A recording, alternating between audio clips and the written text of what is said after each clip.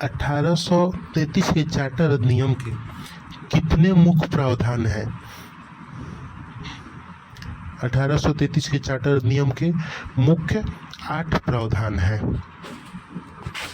1833 के चार्टर अधिनियम के मुख्य 8 प्रावधान कौन कौन से हैं?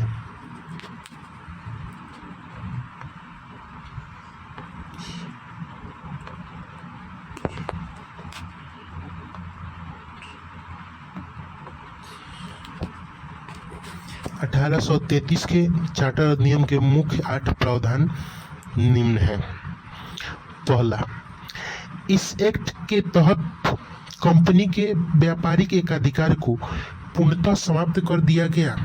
अब कंपनी का कार्य केवल भारत पर शासन करना था। दूसरा, इसके तहत बंगाल के गवर्नर जनरल का पदनाम बदलकर भारत का गवर्नर जनरल कर दिया गया और भारत के प्रथम governor general Lord William batting बने। तीसरा, इस एक्ट के तहत गवर्नर जनरल को निम्न कार्य सौंपा गया: राजस्व की निगरानी, निदेशन और नियंत्रण, सिविल तथा सैनिक शासन। चौथा, कानून बनाने की शक्ति का केंद्रीकरण कर यह अधिकार गवर्नर जनरल और उसकी कार्यकारिणी को सौंप दिया गया। पांचवा, विधायी परिषद के 3 सदस्यों के अतिरिक्त उसमें एक चौथा विधि सदस्य को जोड़ा गया। छठा, इस अधिनियम के धारा 87 के तहत कंपनी के अधीन सरकारी पद धारण करने के लिए धर्म, जाति, वर्ण, जन्मस्थान आदि के आधार पर भेदभाव समाप्त कर दिया गया। सातवां, इस एक्ट के तहत दास प्रथा को गैर कानूनी घोषित किया गया तथा 1843 में लॉर्ड एलनबरो के समय धारा 5 के तहत दास प्रथा को समाप्त कर दिया गया। आठवां, 1833 के चार्टर एक्ट के तहत ही गवर्नर जनरल को संपूर्ण देश के लिए एक ही बजट तैयार करने का अधिकार दिया गया। प्रथम विधि आयोग का गठन कब और किसकी अध्यक्षता में किया गया? 1834 में लॉर्ड मैकाले की अध्यक्षता में तथा लॉर्ड मैकाले ही प्रथम विधि सदस्य बने। आंग्ल प्राच्य विवाद क्या था? अंग्रेजों में से कुछ अंग्रेजों का मत था कि भारत में शिक्षा का माध्यम अंग्रेजी हो और कुछ अंग्रेजों का मत था कि भारत की स्थानीय भाषा ही भारत में शिक्षा का माध्यम बने। इसी बात को लेकर जो विवाद उत्पन्न हुआ उसे आंग्ल प्राच्य विवाद कहा गया। आंग्ल प्राच्य विवाद को सुलझाने के लिए 1834 में किस आयोग का गठन किया गया? मैकाले आयोग। कब और किसके सिफारिश पर भारत में शिक्षा का माध्यम अंग्रेजी को बनाया गया? 1835 में मैकाले आयोग के सिफारिश पर। संविधान निर्माण के प्रथम धुंधले संकेत किस एक्ट में मिलते हैं? 1833 के चार्टर एक्ट। ब्रिटिश संसद द्वारा पारित अंतिम अधिनियम कौन था? 1853 का चार्टर अधिनियम। 1853 के चार्टर अधिनियम के मुख्य कितने प्रावधान थे? 1853 के चार्टर अधिनियम के मुख्य 3 प्रावधान थे। 1853 के चार्टर अधिनियम के मुख्य 3 प्रावधान कौन कौन थे? कौन कौन है?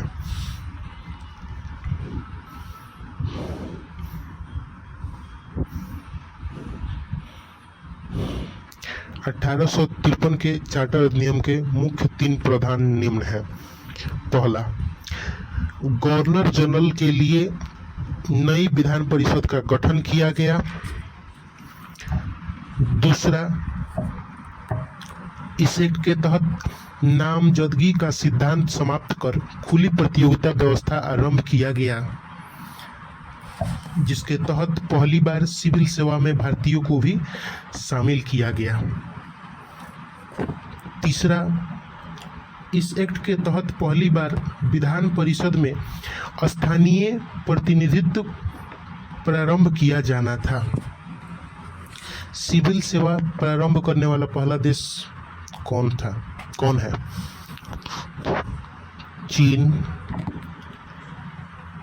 सिविल सेवा के संबंध में मैकाले समिति की नियुक्ति कब की गई? वर्ष 1854 में। भारत शासन अधिनियम 1858 के कितने मुख्य प्रावधान हैं? भारत शासन अधिनियम 1858 के मुख्य 5 प्रावधान हैं। भारत शासन अधिनियम के मुख्य 5 प्रावधान कौन कौन हैं? भारत शासन अधिनियम के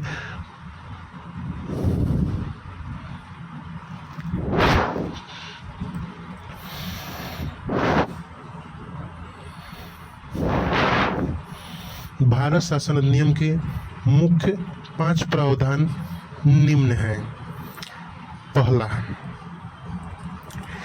1857 के क्रांति के बाद भारत में कंपनी के शासन को समाप्त कर सत्ता ब्रिटिश क्राउन को सौंप दिया गया।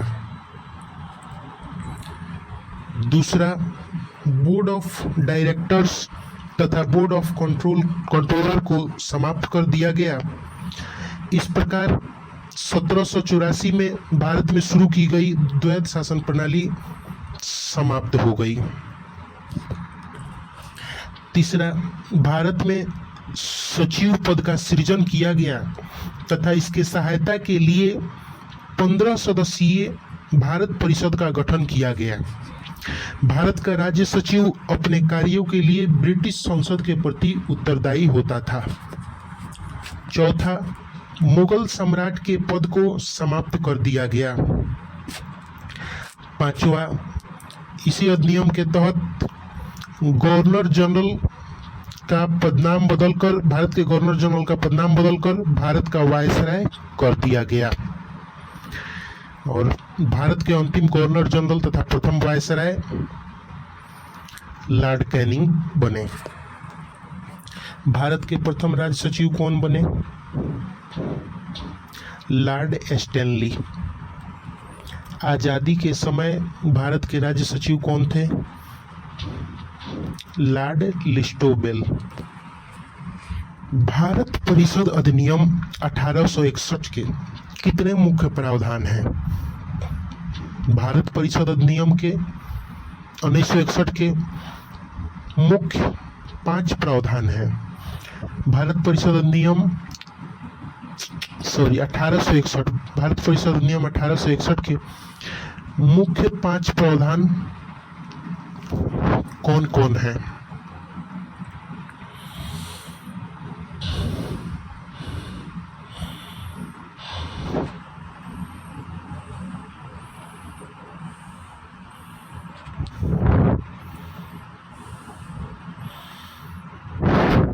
भारत परिषद अधिनियम 1861 के मुख्य 5 प्रावधान निम्न हैं। पहला, इस अधिनियम के द्वारा भारत में संवैधानिक विकास का सूत्रपात किया गया। दूसरा, इस अधिनियम के तहत कानून निर्माण की प्रक्रिया में भारतीय प्रतिनिधित्व को भी शामिल किया गया।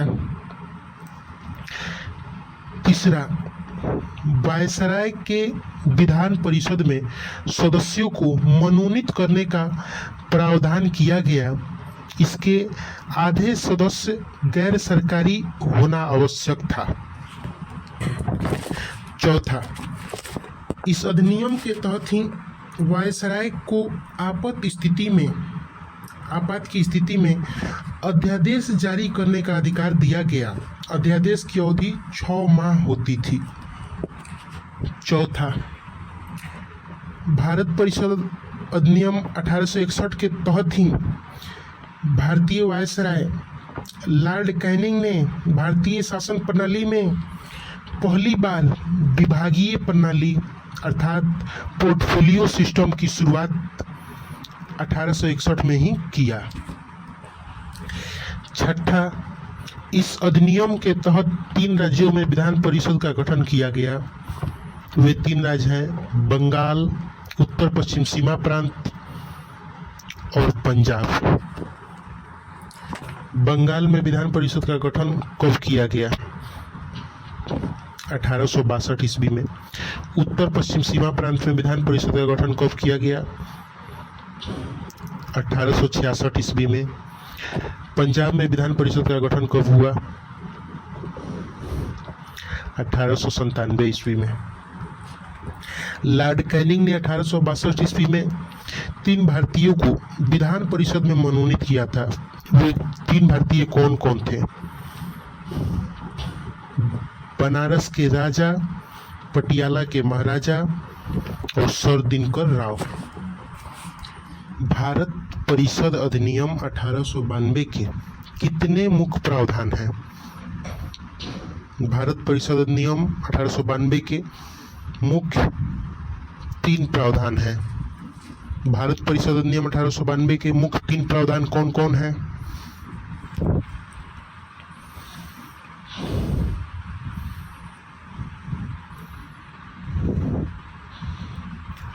भारत परिषद अधिनियम 1892 के मुख्य 3 प्रावधान निम्न हैं। पहला, इस अधिनियम के तहत भारतीयों को बजट पर बहस करने का अधिकार दिया गया। दूसरा, इसके तहत भारतीयों को कार्यपालिका से प्रश्न पूछने का अधिकार दिया गया, किंतु अनुपूरक प्रश्न पूछने का अधिकार नहीं था। तो तीसरा, इस अधिनियम में पहली बार अप्रत्यक्ष निर्वाचन प्रणाली की शुरुआत की गई। ब्रिटिश काल में पहली बार बजट की शुरुआत कब और किसके द्वारा किया गया? 7 अप्रैल 1860 को जेम्स विल्सन के द्वारा। भारत परिषद अधिनियम 1909 को और किस नाम से जाना जाता है? मार्ले मिंटो सुधार।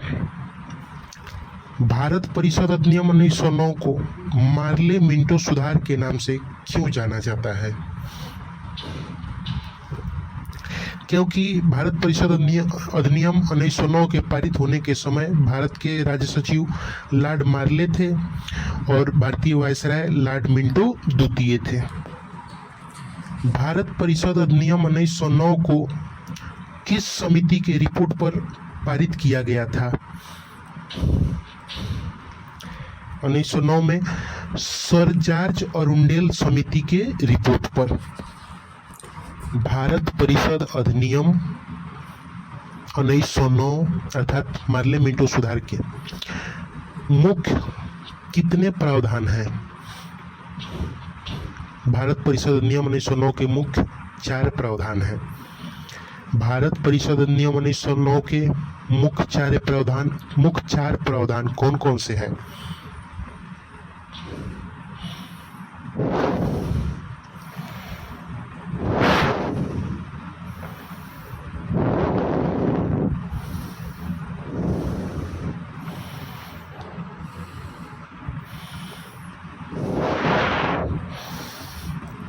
भारतीय परिषद अधिनियम 1909 के मुख्य 4 प्रावधान निम्न हैं। पहला, इस अधिनियम के तहत पहली बार मुसलमानों के लिए पृथक निर्वाचन का प्रावधान किया गया तथा सांप्रदायिकता को वैधानिकता प्रदान की गई। दूसरा, इस एक्ट के तहत बजट पर मतदान करने का अधिकार दिया गया। तीसरा,